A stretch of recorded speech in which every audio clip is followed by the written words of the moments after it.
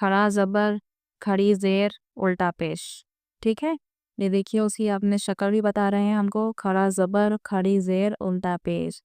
इन तीनों को भी हुरूफ़ मद्दा की तरह थोड़ा खींच कर पढ़ना चाहिए। समझ रहे हैं आप? इन तीनों को भी हुरूफ़ मद्दा यानी हुरूफ़ मद्दा की ही ये एक शक्ल है। यहाँ हमें सिर्फ खड़ा ज़बर, खड़ी ज़ेर और उल्टा पेश देखने को मिलेगा। हमें यहाँ पर हुरूफ़ मद्दा अलिफ या व नज़र नहीं आएंगे।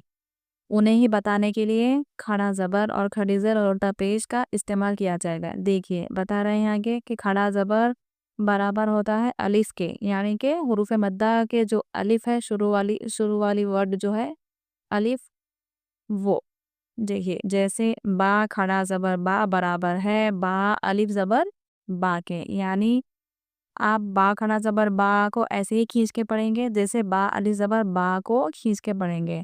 यहाँ पे हमें अलिफ नज़र आ रहा है और